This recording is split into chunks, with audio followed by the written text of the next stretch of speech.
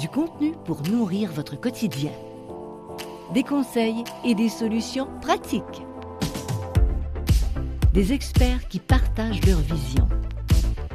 Bienvenue dans les balados du RQRA.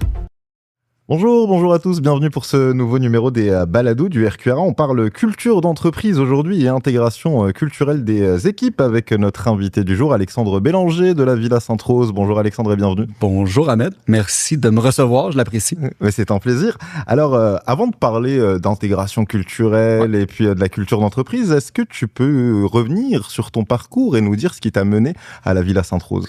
Absolument. En fait, j'ai eu la chance de commencer ma carrière, en fait, dans une des compagnies les plus emblématiques du Québec en termes d'expérience employée qui s'appelle WorkLeap, que peut-être certains ont connu sous le nom de GSoft. Oui. Et puis, une partie de mon mandat consistait à m'occuper d'un des produits phares qu'ils avaient qui s'appelait Office Vibe.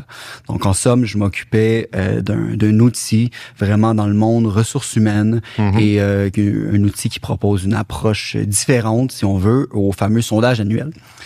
Maintenant, quelques années après avoir entamé ma carrière dans ce milieu-là, j'ai eu une décision à prendre avec mon frère, à savoir si on aurait de l'intérêt à reprendre l'entreprise familiale, la Villa Sainte-Rose, une résidence pour aînés. On se spécialise dans les soins aux aînés qui ont besoin qui ont des pertes de mobilité ou des pertes cognitives.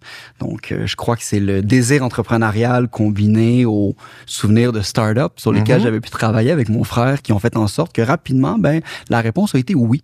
Donc, j'ai lâché cette carrière-là qui, pourtant, allait très bien, dans laquelle j'avais énormément de plaisir et j'ai fait le saut et je suis arrivé dans le monde, dans l'industrie des résidences pour aînés.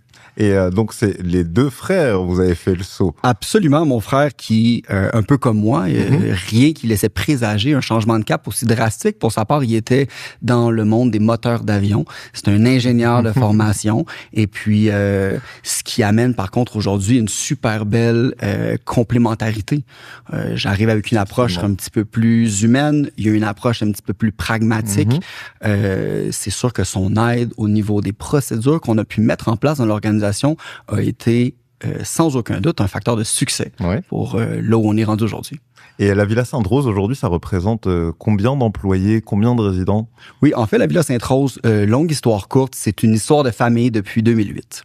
En 2008, mon père est devenu propriétaire de la résidence et quelques années plus tard, malheureusement, il y a eu un incendie qui a ravagé la résidence. Et lorsqu'on a réouvert en 2014, notre positionnement s'est vraiment précisé.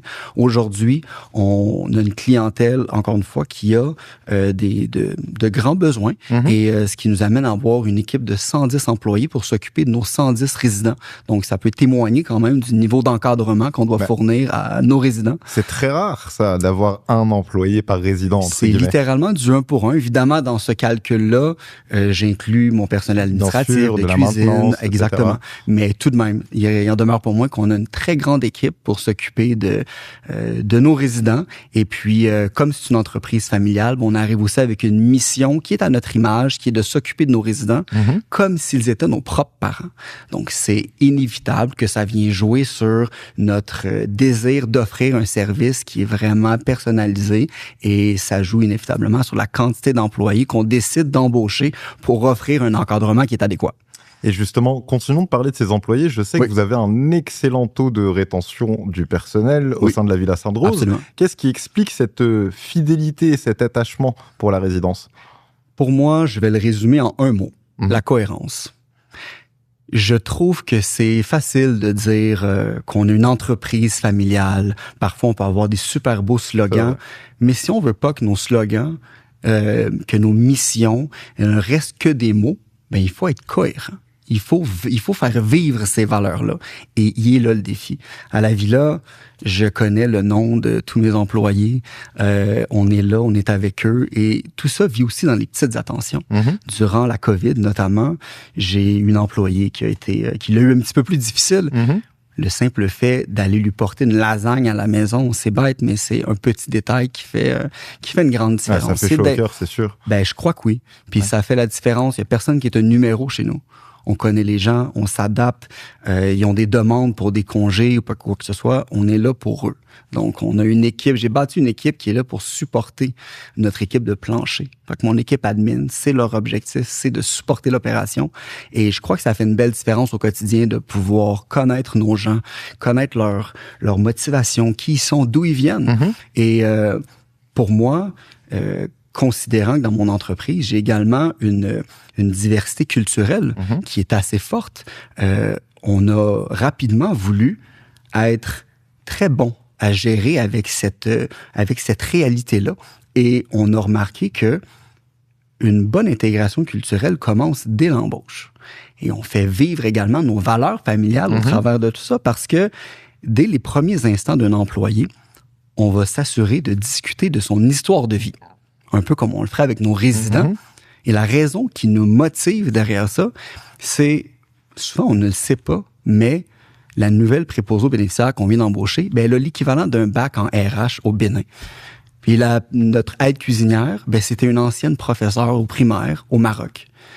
Puis une entreprise qui a du succès, c'est une entreprise qui est capable de capitaliser sur les forces de ses employés, mais d'abord, faut-il les connaître.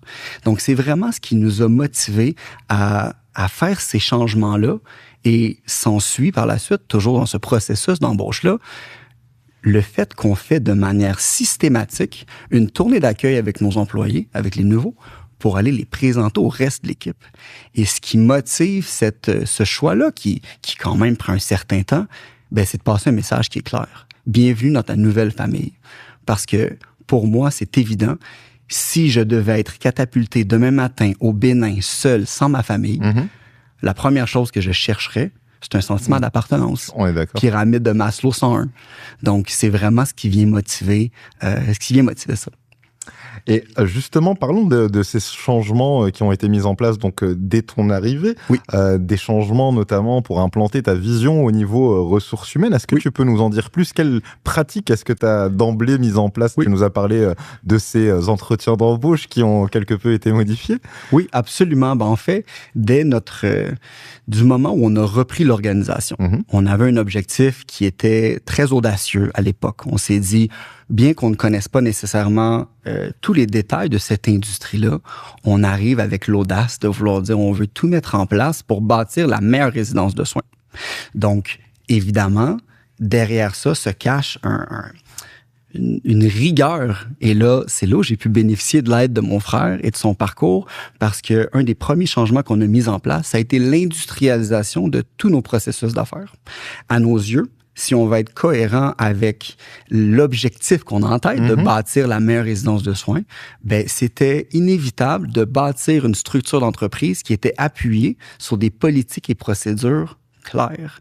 Et c'est ces outils-là qui vont permettre à nos employés d'avoir du succès et à nos résidents d'être en sécurité. Donc, l'industrialisation de toutes nos politiques et procédures, l'industrialisation de nos processus d'affaires est, sans l'ombre d'un doute, l'un des premiers changements qu'on a fait dans l'organisation. Par la suite, le plus gros changement qui s'en est suivi, c'est l'Université Villa-Sainte-Rose. On a mis en place un programme de formation dans le but de... encore une fois, on s'est dit, si on veut être les meilleurs, on doit s'entourer des meilleurs.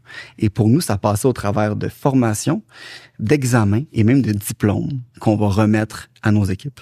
Donc, l'Université Villa-Sainte-Rose, ça commence dès l'embauche avec des formations initiales. Une des motivations, c'était de faire en sorte qu'une personne qui a 10 jours d'ancienneté ait les mêmes outils dans son coffre que celle qui a 10 ans d'ancienneté. Ce qui, encore une fois, je reviens beaucoup avec la cohérence, mais ce qui est cohérent avec notre objectif, encore une fois, qui était de bâtir la meilleure résidence de soins. Donc, l'industrialisation des processus d'affaires et l'Université Villa-Sainte-Rose sont pour moi aujourd'hui, en rétrospect, les deux changements principaux qui auront eu le plus d'impact dans l'organisation qu'on a bâtie aujourd'hui, 8-9 ans plus tard. Et si on continuait de parler justement de cette culture d'entreprise, est-ce qu'il y a selon toi des éléments essentiels à mettre en place pour bâtir, pour se créer une culture d'entreprise efficace? Ouais. Pour moi, ce qui tue une culture d'entreprise, c'est des problèmes non réglés. Donc, des problèmes qu'on met un peu sous le tapis. Des problèmes qu'on met un peu sous le tapis. La solution qu'on a trouvée à ça, c'est d'organiser des town halls, des assemblées citoyennes, des rencontres avec nos employés à grand déploiement qu'on fait 4-5 fois par année. L'objectif de ces rencontres-là, c'est de pouvoir écouter les gens. Je crois fondamentalement que tout le monde dans l'entreprise a une partie de la solution en tête. Et nous, notre rôle comme propriétaire, comme gestionnaire, ben, c'est justement d'organiser ces moments-là propices aux échanges pour que je puisse ultimement récolter ces petits morceaux de casse-tête-là. Et par la suite, ben, libre à moi de pouvoir prioriser. Lorsque j'assemblerai mon casse-tête, je prioriserai les différentes sections qui sont à faire dans l'ordre que je souhaite les faire. Mais à la fin de la journée, c'est un travail d'équipe. Puis je crois que c'est un élément important à la culture d'entreprise que d'être à l'écoute et de travailler avec son équipe qui sont sur le plancher, ils sont sur le terrain. C'est eux qui vivent les défis, qui vivent les forces de l'entreprise. Il faut les inclure dans cette équation-là. Bah, c'est très intéressant ce que tu dis, mais ça veut dire que ça demande aussi aux gestionnaires de la résidence de faire comme un petit pas de côté pour écouter ses employés. Absolument. Pour avoir leur ressenti, voir ce qui va un peu moins bien, etc. Absolument, absolument. Et ce petit pas en arrière de côté demande une certaine humilité également. Il faut être en mesure de pouvoir accepter le commentaire de nos employés, parce que qu'on le veuille ou pas, le commentaire, il existe. Il faut seulement avoir le courage de rassembler nos employés, d'être là, d'écouter ce qu'ils ont à dire. Et ça demande une certaine forme de courage managérial de pouvoir accepter ces commentaires-là.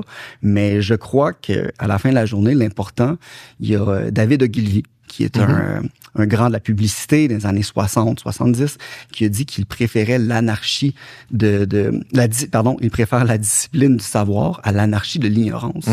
Donc, derrière ça se cache le fait qu'il faut avoir le courage de rassembler ses équipes, d'écouter les problèmes et de pouvoir être là pour eux, de régler les problèmes. Et donc voilà, je pense que c'est un élément important, du moins, de la culture d'entreprise. Très important, je suis d'accord. Ouais. On arrive tout doucement au bout de cette entrevue. Ouais. Est-ce que tu aurais un conseil ou en tout cas des bonnes pratiques à mettre en place pour un gestionnaire qui nous écoute, par exemple? Absolument. En fait, je crois que l'exemple que je vais vous donner est un petit peu teinté du parcours d'ingénieur de mon frère, mais je crois que tous les travailleurs, tous les gestionnaires du réseau de la santé, des RPA plus particulièrement, on a le travail qui se rapproche le plus du métier de contrôleur aérien, dans la mesure où 24 heures sur 24, 7 jours sur 7, on a l'obligation légale et contractuelle d'assurer la sécurité de nos résidents. C'est vrai. Donc, contrairement au tour de contrôle qui, eux, communiquent avec des pilotes. Nous, notre devoir, c'est d'assurer le support à nos équipes cliniques qui, eux, par la suite, doivent assurer la sécurité de nos résidents. Maintenant, face à ce constat-là, ben, je crois qu'on est condamné comme gestionnaire, propriétaire de RPA à exceller dans notre gestion RH. Donc, ma suggestion, mon commentaire, ben, c'est d'être à l'affût de toutes nos procédures, nos processus RH et de les tester de temps à autre. Notamment, testons le niveau d'absentéisme. Parce que l'absentéisme, ce n'est qu'un signal que les employés vous envoient pour dire qu'ils ne vous font tellement pas confiance sur la gestion de vos horaires et de vos planchers qu'ils décident d'aller travailler ailleurs.